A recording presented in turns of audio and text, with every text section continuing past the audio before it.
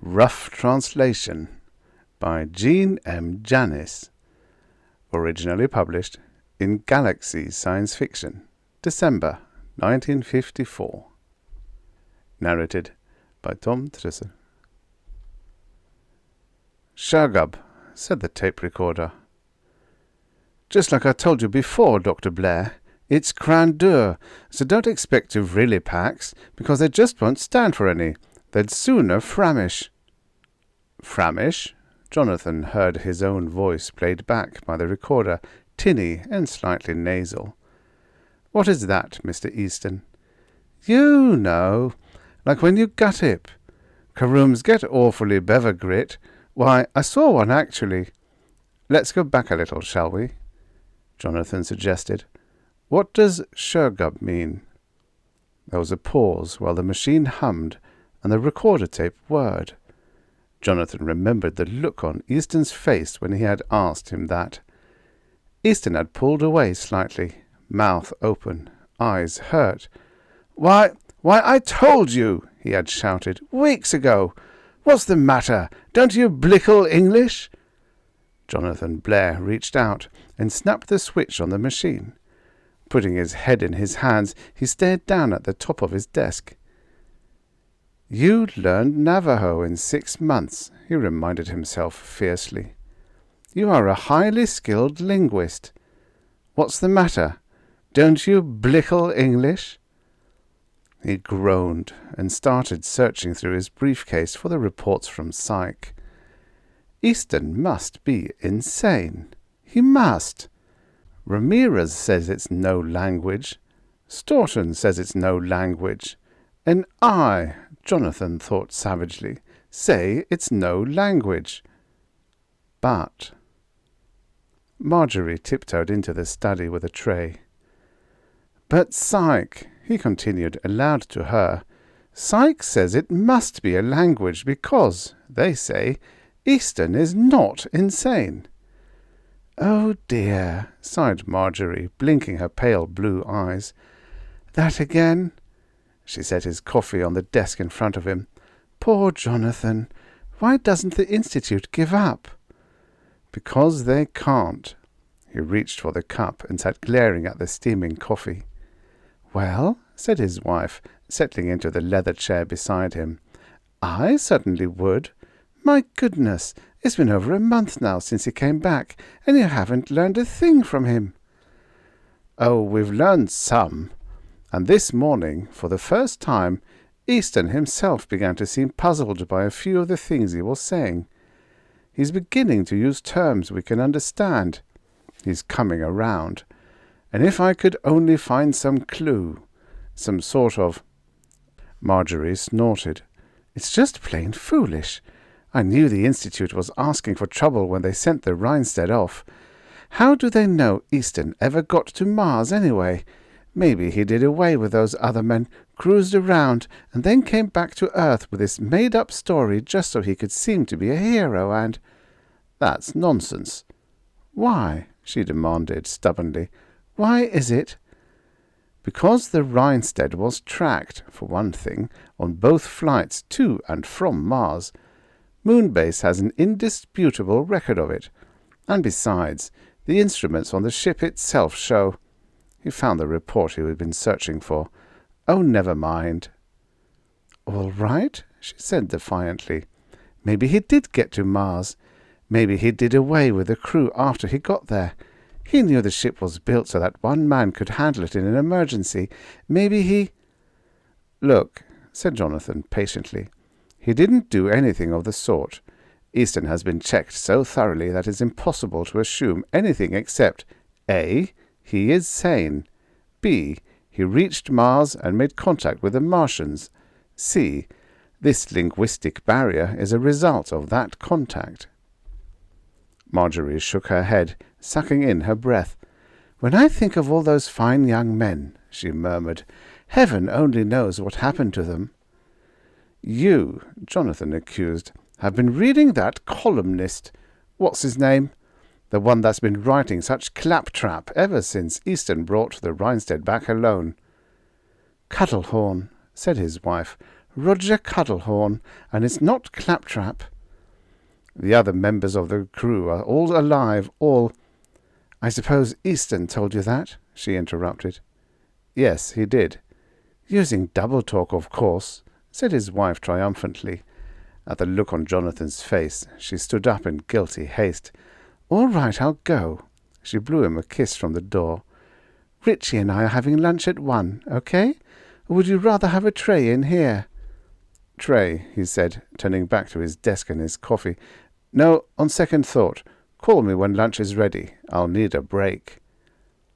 He was barely conscious of the closing of the door as Marjorie left the room. Naturally, he didn't take her remarks seriously, but he opened the folder of pictures and studied them again, along with the interpretations by Syke, Staunton, Ramirez, and himself. Easton had drawn the little stick figures on the first day of his return. The interpretations all checked, and they had been done independently too. There it is, thought Jonathan. Easton lands the Rhinstead.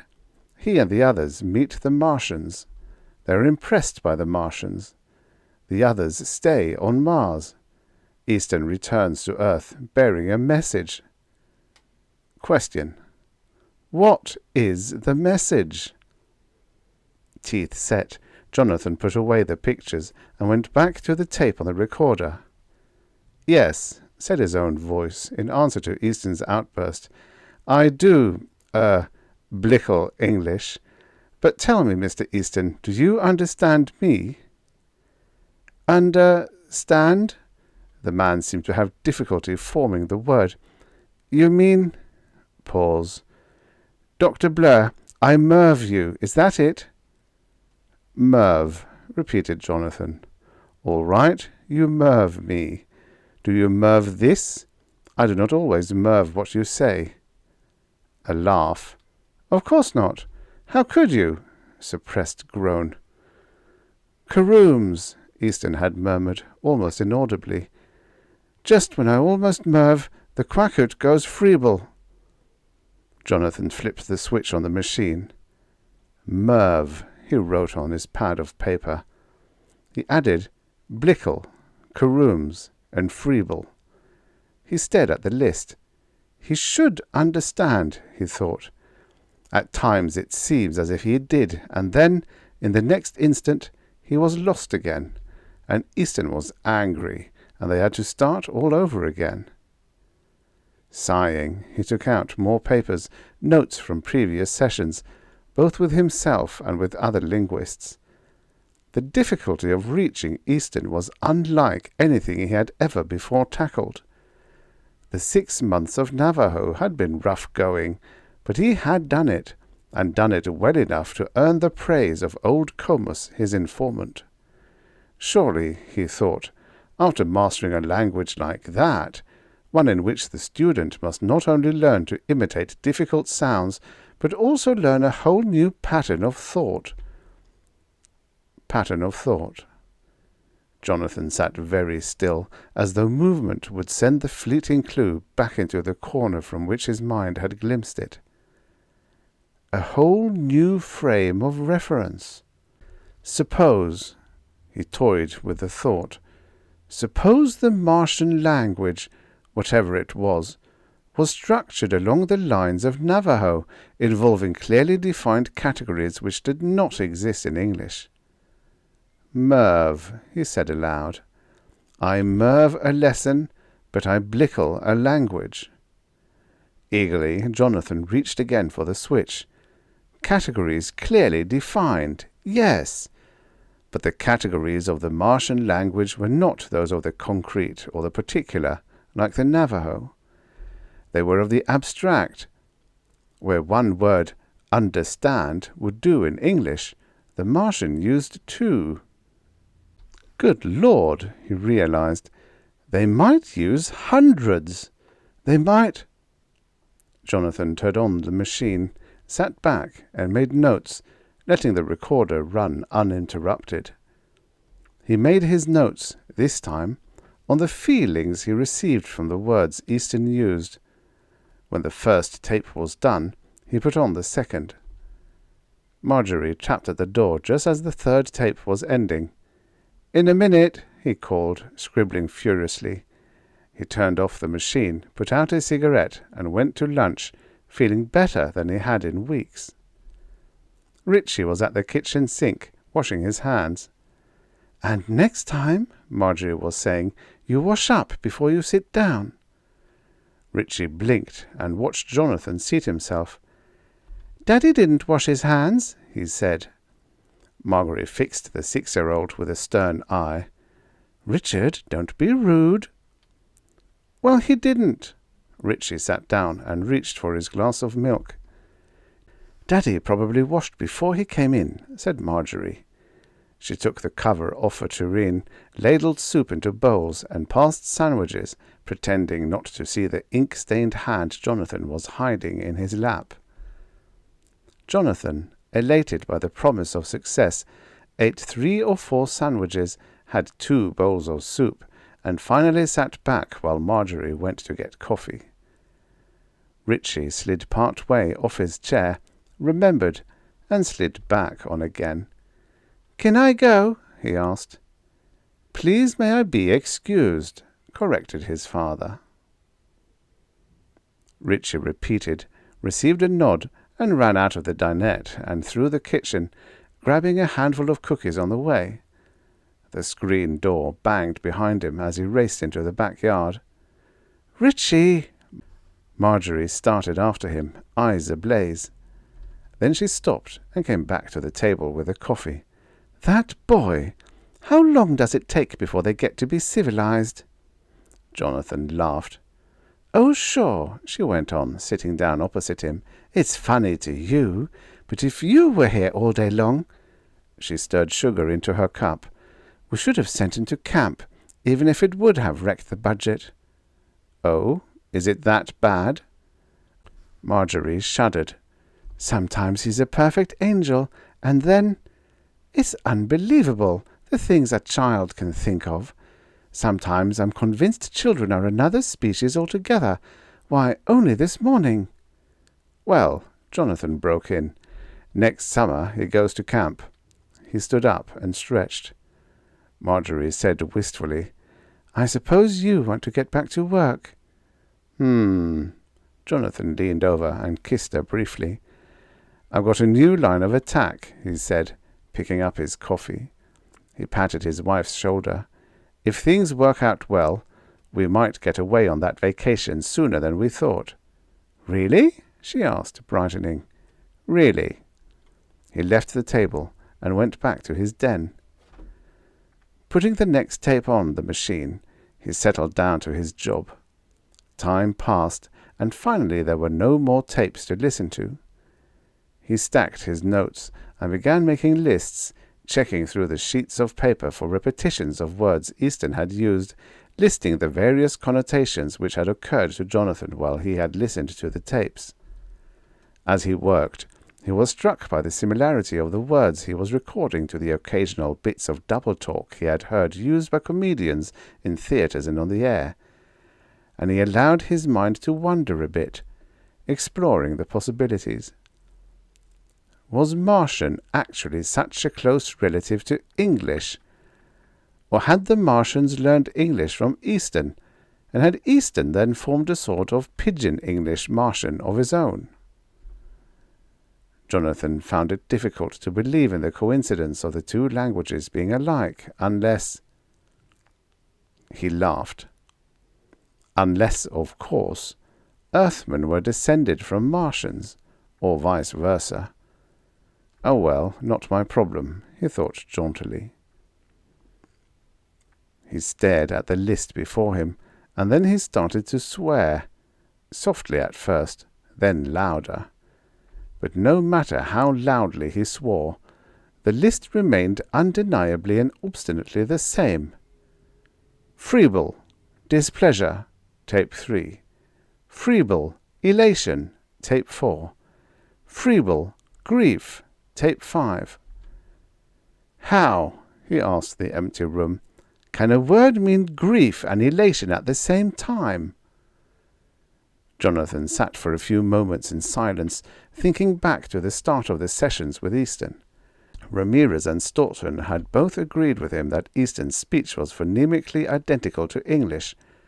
Jonathan's trained ear remembered the pronunciation of Freeble in the 3 different connotations, and he forced himself to admit it was the same on all 3 tapes in question. Stuck again, he thought gloomily. Goodbye, vacation. He lit a cigarette and stared at the ceiling.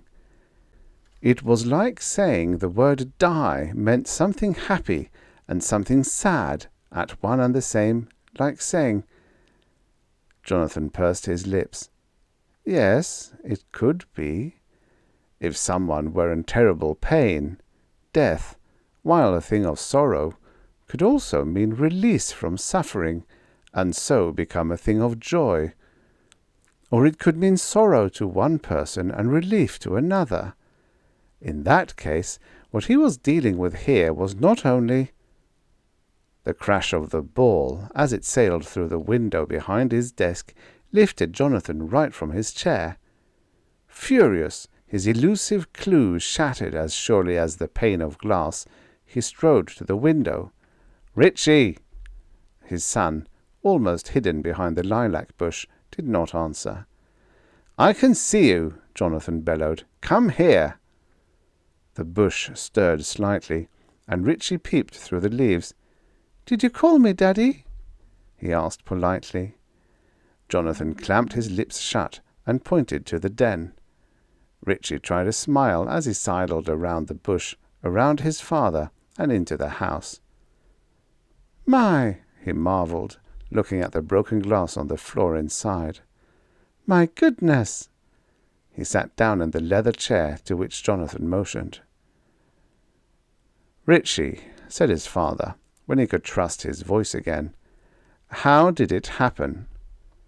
His son's thin legs, brown and wiry, stuck out straight from the depths of the chair. There was a long scratch on one calf, and numerous black and blue spots around both knees. "I don't know," said Richie. He blinked his eyes, deeper blue than Marjorie's, and reached up one hand to push away the mass of blonde hair tumbling over his forehead. He was obviously trying hard to pretend he wasn't in the room at all. Jonathan said, "Now, son, that is not a good answer. What were you doing when the ball went through the window?" "Watching," said Richie truthfully. "How did it go through the window?" "Real fast." Jonathan found his teeth were clamped. No wonder he couldn't decode Easton's speech. He couldn't even talk with his own son. "I mean," he explained, his patience wavering, "you threw the ball so that it broke the window, didn't you?" "I didn't mean it to," said Richie. "All right. That's what I wanted to know." He started on a lecture about respect for other people's property, while Richie sat and looked blankly respectful. "And so," he heard himself conclude, "I hope we'll be more careful in the future." "Yes," said Richie. A vague memory came to Jonathan, and he sat and studied his son, remembering him when he was younger and first starting to talk. He recalled the time Richie, aged 3, had come bustling up to him. "Vranch!" the child had pleaded, tugging at his father's hand. Jonathan had gone outside with him to see a baby bird which had fallen from its nest. "Vranch!" Richie had crowed, exhibiting his find. "Vranch!" "Do I get my spanking now?" asked Richie from the chair. His eyes were wide and watchful. Jonathan tore his mind from still another recollection. The old joke about the man and woman who adopted a day-old French infant and then studied French so they would be able to understand their child when he began to talk. Maybe, thought Jonathan, it's no joke. Maybe there is a language. "Spanking?" he repeated absent-mindedly. He took a fresh pencil and a pad of paper. "How would you like to help with something, Richie?" The blue eyes watched carefully. "Before you spank me or after?" "No spanking." Jonathan glanced at the Eastern notes, vaguely aware that Richie had suddenly relaxed. "What I'm going to do," he went on, "is say some words. It'll be a kind of game. I'll say a word, and then you say a word. You say the first word you think after you hear my word, okay?" He cleared his throat. "Okay. The first word is house." "My house." "Bird," said Jonathan. Tree." Richie scratched his nose and stifled a yawn.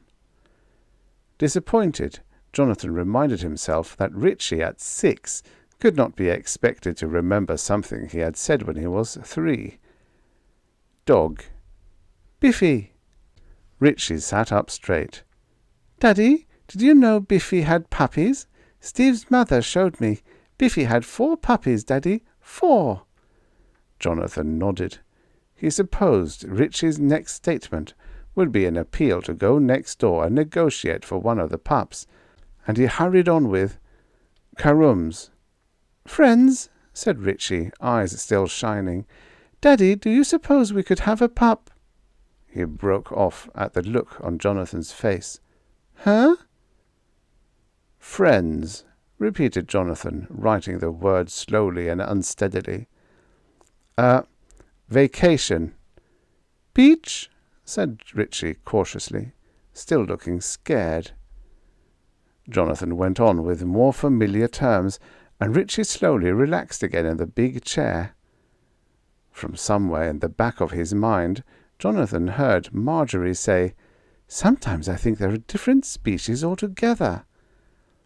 He kept his voice low and casual, uncertain of what he was thinking, but aware of the fact that Richie was hiding something. The little mantel clock ticked drowsily, and Richie began to look sleepy and bored as they went through things like car and school and book. Then, "Friend," said Jonathan. "Alavag," yawned Richie. "No!" He snapped to, alert and wary. "I mean Steve." His father looked up sharply. "What's that?" "What?" asked Richie. "Richie," said Jonathan, "what's a karoom?" The boy shrugged and muttered, "I don't know." "Oh, yes, you do." Jonathan lit a cigarette. "What's an alavag?" He watched the boy bite his lips and stare out the window. "He's a friend, isn't he?" coaxed Jonathan. "Your friend? Does he play with you?" The blonde head nodded slowly and uncertainly. "Where does he live?" persisted Jonathan. "Does he come over here and play in your yard? Does he, Richie?" The boy stared at his father, worried and unhappy. "Sometimes," he whispered. "Sometimes he does, if I call him." "How do you call him?" asked Jonathan. He was beginning to feel foolish. "Why," said Richie, "I just say, 'Here, Alavag,' and he comes, if he's not too busy." "What keeps him busy?" Such nonsense. Alavag was undoubtedly an imaginary playmate. This whole hunch of his was utter nonsense. He should be at work on Eastern instead of— "The nursery keeps him busy," said Richie. "Real busy." Jonathan frowned. Did Richie mean the greenhouse down the road? Was there a Mr. Alavag who worked there?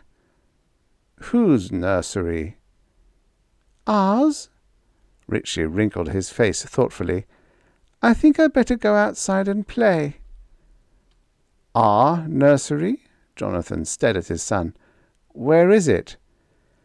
"I think I'd better go play," said Richie more firmly, sliding off the chair. "Richard, where is the nursery?" The full lower lip began to tremble. "I can't tell you," Richie wailed. "I promised." Jonathan slammed his fist on the desk. "Answer me!" He knew he shouldn't speak this way to Richie. He knew he was frightening the boy, but the ideas racing through his mind drove him to find out what this was all about. It might be nothing, but it also might be— "Answer me, Richard!" The child stifled a sob. "Here," he answered weakly. "Here? Where?" "In my house," said Richie, "and Steve's house, and Billy's, and all over." He rubbed his eyes, leaving a grimy smear. "All right," soothed Jonathan. "It's all right now, son. Daddy didn't mean to scare you. Daddy has to learn these things, that's all, just like learning in school." The boy shook his head resentfully. "You know," he accused. "You just forgot." "What did I forget, Richie?" "You forgot all about Alavarg. He told me it was a different Alavarg when you were little, but it was almost the same. You used to play with your Alavarg when you were little, like me." Jonathan took a deep breath. "Where did Alavarg come from, Richie?" But Richie shook his head stubbornly, lips pressed tight. "I promised." "Richie, a promise like that isn't a good one," pleaded Jonathan. "Alavarg wouldn't want you to disobey your father and mother, would he?" The child sat and stared at him. This was a very disturbing thought, and Jonathan could see Richie did not know how to deal with it. He pressed his momentary advantage. "Alavarg takes care of little boys and girls, doesn't he? He plays with them, and he looks after them, I'll bet." Richie nodded uncertainly. "And," continued Jonathan, smiling what he hoped was a winning, comradely smile at his son, "I'll bet that Alavarg came from some place far, far away, didn't he?" "Yes," said Richie softly. "And it's his job to be here and look after the nursery?" Jonathan bit his lip. "Nursery? Earth? Karooms? Martians?" His head began to ache. "Son, you've got to help me understand. Do you nerve me?" Richie shook his head. "No, but I will after—" "After what?" "After I grow up." "Why not now?" asked Jonathan. The blonde head sank lower. "Because you framish, Daddy." His father nodded, trying to look wise, wincing inwardly as he pictured his colleagues listening in on this conversation. "Well, why don't you help me so I don't framish?" "I can't." Richie glanced up, his eyes stricken. "Some day, Alavarg says, I'm going to framish too." "Grow up, you mean?" hazarded Jonathan, and this time his smile was real as he looked at the smudged eyes and soft round cheeks. "Why, Richie," he went on, his voice suddenly husky, "it's fun to be a little boy, but there'll be lots to do when you grow up. "I wish I was Mr. Easton," Richie said fiercely. Jonathan held his breath. "What about Mr. Easton?" Richie squirmed out of the chair and clutched Jonathan's arm. "Please, Daddy, if you let Mr. Easton go back, can I go too? Please, can I?" Jonathan put his hands on his son's shoulders. "Richie, what do you know about Mr. Easton?" "Please, can I go with him?" The shining blue eyes pleaded up at him. "If you don't let him go back pretty soon, he's going to framish again. Please, can I?" "He's going to framish?" nodded Jonathan. "And what then?" he coaxed. "What'll happen after he framishes? Will he be able to tell me about his trip?" "I dunno," said Richie. "I dunno how he could. After you framish, you don't remember lots of things. I don't think he's even going to remember he went on a trip." The boy's hands shook Jonathan's arms eagerly. "Please, Daddy, can I go with him?" "No." Jonathan glared and released his hold on Richie. Didn't he have troubles enough without Richie suggesting? "About the nursery," he said briskly. "Why is there a nursery?" "To take care of us." Richie looked worried. "Why can't I go?" "Because you can't. Why don't they have the nursery back where Alavarg came from?" "There isn't any room." The blue eyes studied the man, looking for a way to get permission to go with Mr. Easton. "No room? What do you mean?" Richie sighed. Obviously, he'd have to explain first and coax later. "Well, you know my school? You know my teacher in school? You know when my teacher was different?" He peered anxiously at Jonathan, and suddenly the man caught on. "Of course. You mean when they split the kindergarten into 2 smaller groups because there were too many." His voice trailed off. "Too many. Too many what? Too many Martians on Mars? Growing population? No way to cut down the birth rate." He pictured the planet with too many people. What to do? Move out. Take another planet. Why didn't they just do that? He put the question to Richie. "Oh," said his son wisely, "they couldn't because of the Framish. They did go other places, but everywhere they went, they framished. And after you framish, you aren't a Karum any more. You're a Gundaguk, and of course—" "Huh?" "And a Karum doesn't like to framish and be a Gundaguk," continued Richie happily, as though reciting a lesson learned in school. "He wants to be a Karum all the time, because it's better and more fun, and you know lots of things you don't remember after you get to be a Gundaguk. Only—" he paused for a gulp of air. "Only there wasn't room for all the Karums back home, and they couldn't find any place where they could be Karums all the time because of the Framish. So after a long time, and after they looked all over, all around, they decided maybe it wouldn't be so bad if they sent some of their little boys and girls, the ones they didn't have room for, to some place where they could be Karums longer than most other places. And that place," Richie said proudly, "was right here. 'Cause here there's almost as much Gladysel as back home, and—" "Gladysel?" Jonathan echoed hoarsely. "What's—" "And after they start growing up—" "Gladysel," Jonathan repeated more firmly. "Richie, what is it?" The forehead puckered momentarily. "It's something you breathe, sort of." The boy shied away from the difficult question, trying to remember what Alavarg had said about Gladysel. "Anyway, after the little boys and girls start to grow up, and after they framish and be Gundaguks, like you and Mummy, the Karums back home send some more to take their places, and the Gundaguks who used to be Karums here in the nursery look after the new little—" Wait a minute," Jonathan interrupted suspiciously. "I thought you said Alavarg looks after them." "He does, but there's so many little Karums, and there aren't many Alavargs, and so the Gundaguks have to help."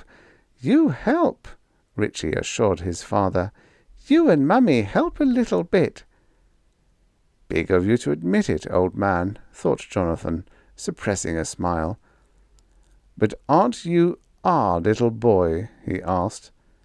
He had a sudden vision of himself addressing the scientists at the Institute.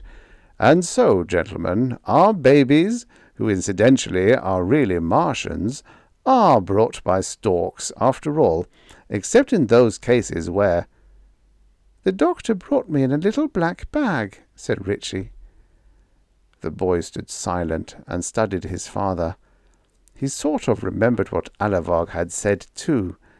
Things like, "You mustn't ever tell," and "It's got to be a secret," and "They'd only laugh at you, Richie, and if they didn't laugh, they might believe you and try to go back home, and there just isn't any room." "I think," said Richie, "I think I better—" He took a deep breath. "Here, Alavarg," he called in a soft, piping voice. Jonathan raised his head. "Just what do you think you're doing?" There was a sound behind him, and Jonathan turned startledly. "Shame on you," said Alavog, coming through the broken window. Jonathan's words dropped away in a faint gurgle. "I'm sorry," said Richie. "Don't be dipple-fit." "It's a mess," Alavog replied. "It's a grandeur mess." He waved his arm in the air over Jonathan's head. "And don't think I'm going to forget it." The insistent hiss of escaping gas hovered over the moving pellet in his hand. "Jivis, boy!" Jonathan coughed suddenly. He got as far as, "Now look here," and then found that he could neither speak nor move. The gas, or whatever it was, stung his eyes and burned in his throat. "Why don't you just freeble him?" Richie asked unhappily.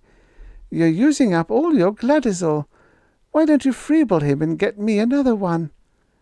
"Freeble, breeble," grumbled Alavog, shoving the capsule directly under Jonathan's nose. "Just like you youngsters, always wanting to take the easy way out. Gundagucks don't grow on blansicots, you know." Jonathan felt tears start in his eyes, partly from the fumes, and partly from a growing realization that Alavog was sacrificing precious air for him. He tried to think. If this was Gladysol, and if this would keep a man in the state of being a Karum, then— "There," said Alavog, looking unhappily at the emptied pellet. He shook it, sniffed it, and finally returned it to the container at his side. "I'm sorry," Richie whispered, "but he kept asking me and asking me." "There, there," said Alavog, going to the window. "Don't fret. I know you won't do it again." He turned and looked thoughtfully at Jonathan. He winked at Richie, and then he was gone. Jonathan rubbed his eyes. He could move now. He opened his mouth and waggled his jaws. Now that the room was beginning to be cleared of the gas, he realized that it had had a pleasant odor. He realized. Why, it was all so simple. Remembering his sessions with Easton, Jonathan laughed aloud. So simple. The message? "Stay away from Mars. No room there. They said I could come back if I gave you the message, but I have to come back alone because there's no room for more people." No room? Nonsense! Jonathan reached for the phone, dialed the Institute, and asked for Dr. Staunton. No room? On the paradise that was Mars? Well, they'll just have to make room. They couldn't keep that to themselves. "Hello, Fred?" He leaned back in his chair, feeling a surge of pride and power. "Wait till they hear about this. I just wanted to tell you I solved the Eastern thing. Just a simple case of Hapsodon. You see, Alavog came and gave me a Tressimox of Gladysol, and now that I'm a Karum again—" "What? What do you mean, what's the matter?" "I said I'm not a Gundaguck any more." He stared at the phone. "Why, you Speberset moron! What's the matter with you? Don't you blikkel English?" From the depths of the big chair across the room, Richie giggled.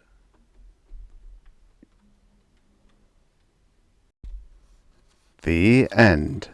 Subscribe for your daily stories of futures past. Maybe there ain't no such thing as a free lunch, but there is such a thing as a free story. Enjoy.